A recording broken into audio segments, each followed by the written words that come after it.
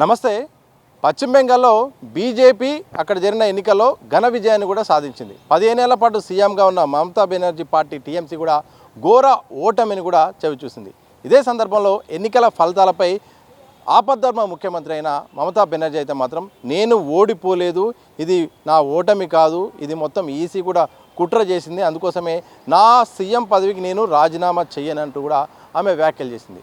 నిజంగా ఒక ఆపద్ధర్మ ముఖ్యమంత్రి మరి రాజీనామా చేయనంటే రాజ్యాంగ పరంగా ఉన్న అంశాలేంటి, ఎలాంటి టెక్నికల్ అంశాలు కూడా వచ్చే అవకాశం ఉంది. మరోవైపు ప్రభుత్వాన్ని ఫామ్ చేయడానికి ఇటు అక్కడ బీజేపీ అయితే మాత్రం అన్ని రకాలుగా కూడా ప్లాన్ అయితే మాత్రం వాళ్ళ పని వాళ్ళు చేసుకుంటూ పోతున్నారు. వాస్తవ పరిస్థితులు ఏంటి, రాజ్యాంగం ఏం చెప్తుందో తెలుసుకునే ప్రయత్నం చేద్దాం. మనతో పాటు హైకోర్టు అడ్వకేట్ అలేఖ్య గారు ఉన్నారు. మేడం నమస్తే. ఏం చెప్తారు? ఆమె ఓడిపోయింది, టీఎంసీ అధ్యక్షురాలు, ఒక ముఖ్యమంత్రిగా అలాగే పార్టీ పరంగా మొత్తం కూడా ఘోర ఓటమి కూడా చవిచూసిన తర్వాత నేను నా పదవికి రాజీనామా చేయనంటుంది. ఏం జరుగుతుంది? రాజీనామా ఆమె ఖచ్చితంగా చేయాల్సిందే అండి. రాజీనామా చేయాల్సిందే. ఏంటంటే ఆమె మెజారిటీని సాధించలేకపోయింది. అంటే నెక్స్ట్ ఏంటి అంటే గవర్నర్ విచక్షణ మీద ఆధారపడి ఉంటుంది. నెక్స్ట్ ఇప్పుడు బీజేపీ ఆల్రెడీ సవాల్ ఇస్తుంది, మీరు రాజ్యాంగాన్ని ఉల్లంఘిస్తున్నారు అని చెప్పింది. అంటే ఆమె మెజారిటీని సాధించలేనప్పుడు గవర్నర్ని అప్రోచ్ అయినప్పుడు గవర్నర్ 164 క్లాస్ 1 ప్రకారం ఆమెకు చెప్తారన్నమాట, అసెంబ్లీలో ప్రూవ్ చేసుకోమని. ఆల్రెడీ ప్రజా తీర్పులో ప్రూవ్ చేసుకున్నారు, మెజారిటీ అనేది రాలేదు. నెక్స్ట్ అసెంబ్లీలో ఎక్కడి నుండి వస్తుంది? సో ఆమె 1 మంత్ తర్వాతనైనా రాజీనామా చేయాల్సిందే యాజ్ పర్ కాన్స్టిట్యూషన్ రూల్ ప్రకారం. సో ఆమె ఇంకా ఏమేమి చేశావు? ఎందుకంటే ఒక ముఖ్యమంత్రి స్థాయిలో ఇలాంటి వ్యాఖ్యలు చేయడం ఏంటి అని కూడా చాలామంది మాట్లాడుకుంటున్నారు. ఆమె ఈ వ్యాఖ్యలు చేయడాన్ని మీరు ఎట్లా చూస్తారు? అంటే ఆమె చాలా స్ట్రాంగ్ లేడీ. చెప్పాలంటే ఇప్పుడు 3 టర్మ్స్ చేసిన వ్యక్తి. అంటే ఆమెకి ఎన్నికలలో ఇది ప్రజా తీర్పు కాదు అని అంటుంది. ఎందుకంటే ఆమె అంత స్ట్రాంగ్ పాలన అక్కడ ఎదురు లేని మనుషులుగా ఉన్నామే. అంటే 3 టర్మ్స్ అంటే 15 ఇయర్స్ పరిపాలన చేసింది. తను సాటిస్ఫైడ్గా ఉంది ప్రజా తీర్పులో. కానీ సడన్గా బీజేపీ వాళ్ళు అంటే అగెనిస్ట్ పార్టీ వాళ్ళు ఆమె మీద చాలా అలిగేషన్స్ తీసుకొస్తే మొన్న కోర్టుకు కూడా వెళ్ళింది, సుప్రీంకోర్టుకి కూడా. సో ఆ ఫ్రస్ట్రేషన్లో తను అలా మాట్లాడుతుంది. ఏంటంటే నా ప్రజలను నేను చాలా బాగా చూసుకుంటున్నా, సో నేను ఇక్కడ ఉన్న పార్టీ కానీ ఇక్కడున్న ఆమె రూలింగ్ కానీ చాలా సాటిస్ఫైడ్ అయింది. సో ఆమె వాక్యాలు, ఆమె బాధలో మాట్లాడుతున్న మాటలు అవి. సో ఆమె వ్యాఖ్యలు అయితే ఆమె నేను రాజీనామా చేయనని చెప్తుంది. ఒకవైపు ఈసీ అయితే మాత్రం ఇక గవర్నర్కి అయితే మాత్రం మీరు ప్రభుత్వాన్ని ఏర్పాటు చేసుకోవడానికి మీ పని మీరు చేసుకోమని చెప్తుంది. సో ఏమేమి టెక్నికల్ అంశాలు కూడా ఉండే అవకాశం ఉంది రాజ్యాంగ పరంగా అంటే ఆమెను అప్రోచ్ అవుతారు. గవర్నర్ ఖచ్చితంగా అప్రోచ్ అవ్వాల్సింది. ఎందుకంటే గవర్నర్ విశ్వాసం ఉన్నంత వరకే ముఖ్యమంత్రి పదవిలో ఉంటారు అన్నట్టు. ఆల్రెడీ విశ్వాసం మెజారిటీని సాధించలేకపోయింది కాబట్టి ఖచ్చితంగా ఆమె రాజీనామా చేయాల్సింది. ఇంకొక ఛాన్స్ అనేది లేదు. సో ఆమెకి ఒక 1 మంత్లో అసెంబ్లీలో ప్రూవ్ చేసుకోమంటారు కావచ్చు. అసెంబ్లీలో మెజారిటీ ఉండాలి కదా. సో ఆమె ఇంకా ఛాన్స్ లేదు. అపోజిట్ పార్టీ వాళ్ళు అనేది ఆల్రెడీ సీఎం డిక్లేర్ అయిపోయింది, అక్కడ డిక్లరేషన్ అనేది అయిపోయింది. నెక్స్ట్ సీఎం అయిన తర్వాత ఆయన మంత్రిమండలిని ఏర్పరచుకుంటారు. అదంతా ఒక ప్రాసెస్ జరుగుతుంది. సో ఈమె సీఎం అనేది కాన్స్టిట్యూషన్ ప్రకారంగా ఆల్టర్ లేదు. ఒకవేళ ఆమెకు ఏంటంటే ఎన్నికల కమిషన్ మోసం చేసింది అనే ఒక డౌట్ ఉంది. సో ఆ డౌట్ని ఆమె లీగల్గా ఫైట్ చేయాల్సి వస్తుంది, కోర్టుకు వెళ్ళి ఫైట్ చేయాలి, ఎవిడెన్స్ ఉంటే తప్ప.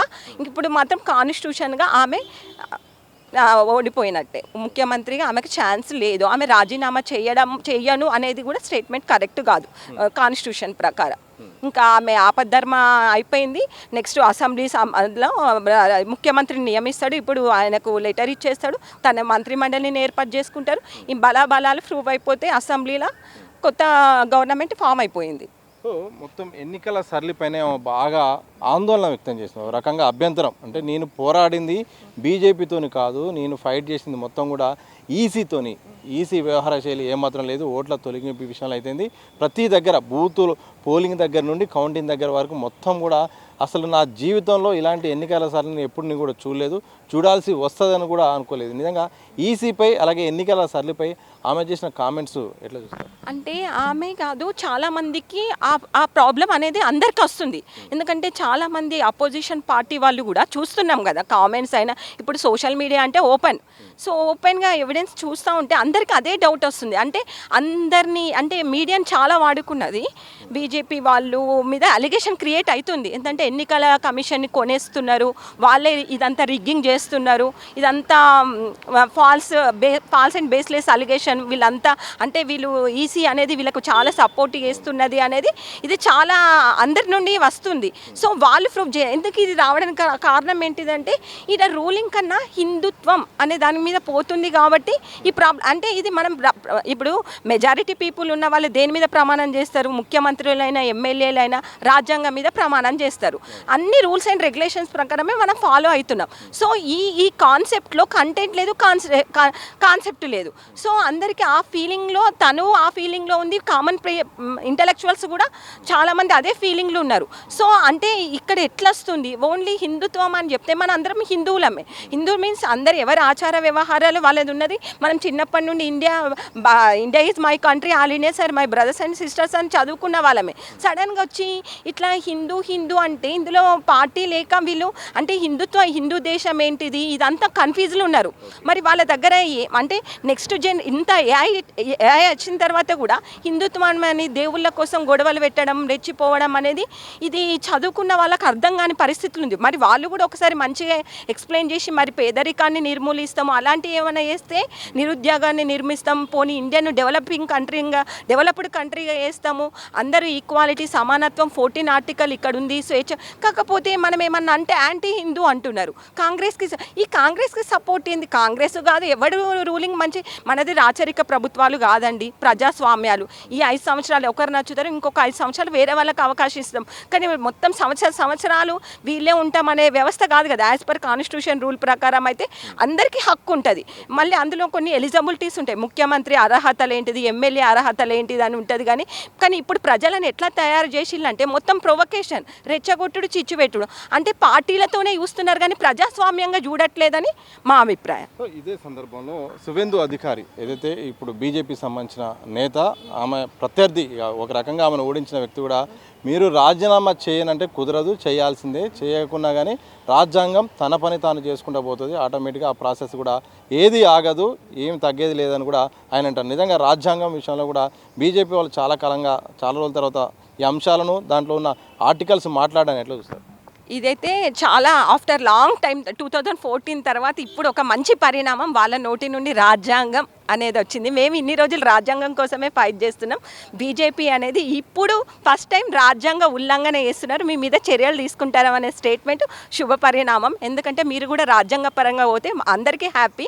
ఎందుకంటే రాజ్యాంగం అందరికీ హక్కులు ఇచ్చింది. 326 ఆర్టికల్ ఓట్ ఫర్ రైట్. ఈరోజు ప్రజలమందరం మీరు మా దగ్గరికి వస్తున్న రాజకీయ నాయకులు అంటే అంబేద్కర్ ఇచ్చిన ఓటు హక్కు అని మేము అనుకుంటున్నాం. అంటే అది ఎంత అందరినీ భాగస్వామ్యం చేయడం కదా, మీది నాది కాదు కదా, ఇది ప్రజలందరిది. సో ప్రజాస్వామ్యంలో ప్రజల హక్కు, మీరు ఏమైనా చేయకపోతే మిమ్మల్ని అడిగే హక్కు మాకు ఉంది. సో ఆ హక్కు కోసం మేము మాట్లాడుతున్నాం. కానీ మమ్మల్ని కూడా ఈవెన్ కామన్ పీపుల్ని కూడా ఇప్పటి నుండి మీరు రాజ్యాంగం అన్నారు కదా, ఇప్పుడు బీజేపీ ఫామ్లోకి రావడం కంగ్రాచులేషన్స్. ఎందుకంటే అది మంచి మెజారిటీతో వచ్చింది. మీరు కూడా రాజ్యాంగ పాలన చేయాలని చెప్పి మేము కోరుకుంటున్నాం. సో ఇప్పుడు రాజ్యాంగం ప్రకారం ఆమె కంపల్సరీ రాజీనామా చేయాల్సిందే. మీ ప్రభుత్వం కూడా వస్తుంది, కానీ మీరు కూడా రాజ్యాంగ పాలన చేయాలని చెప్పి మేము కోరుకుంటున్నాం. Thank you very much. ఇది మొత్తంగా పశ్చిమ బెంగాల్లో జరిగిన ఎన్నికల ఫలితాలపై కూడా మమతా బెనర్జీ చేసిన వ్యాఖ్యల విషయంలో చాలామంది కూడా వివిధ రకాల విశ్లేషణలు కూడా వస్తున్నాయి. ఇదే సందర్భంలో హైకోర్టు అడ్వకేట్ అలైకే గారు ప్రధానంగా చెప్పేది అంటే ఆమె రాజీనామా చేయాల్సిందే.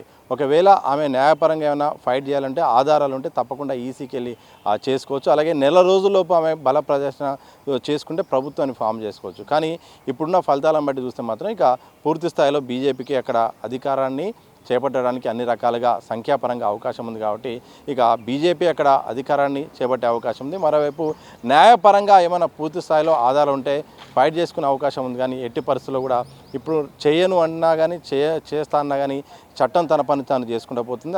ఇదే సందర్భంలో రాజ్యాంగంపై ఇక బీజేపీ నాయకులు కూడా వాళ్ళు చేసిన వ్యాఖ్యలు కూడా చాలా స్వాగతించాల్సిన విషయం. అలాగే రాజ్యాంగాన్ని పూర్తి స్థాయిలో అమలు చేయాల్సిన అవసరం కూడా ఇటు అధికారంలో ఉన్న బీజేపీపై, కేంద్ర ప్రభుత్వంపై కూడా ఉంటుందని కూడా వారు చెప్తున్న సందర్భం అయితే కనిపిస్తుంది. చూడాలి మరి పశ్చిమ బెంగాల్ ఒకవైపు ఇటు టెక్నికల్గా ప్రాసెస్ నడుస్తూ ఉంది, ఒకవైపు ఈసీ ఇప్పటికే గవర్నర్కు ప్రభుత్వాన్ని ఏర్పాటు చేసుకోవచ్చు అని కూడా చెప్పింది. ఇక గవర్నర్ కూడా ప్రభుత్వ ఏర్పాటు సంబంధించిన అన్ని రకాల కూడా సిద్ధమైన గైడ్లైన్స్ కూడా అన్ని రకాలు కూడా ఇప్పటికే విడుదల చేస్తున్నారు. ఇలాంటి సందర్భంలో మమతా బెనర్జీ చేసిన వ్యాఖ్యలు చర్చనీయాంశంగా మారుతున్నాయి. మరి చూడాలి నెక్స్ట్ ఆమె ఏ స్టెప్ తీసుకోబోతుందో, ఎలా ఉండబోతుందో అనేది మాత్రం త్వరలో తెలిసే అవకాశం అయితే కనిపిస్తుంది. కెనపర్సన్ వంశీతో సతీష్ దిశా టీవీ, హైదరాబాద్.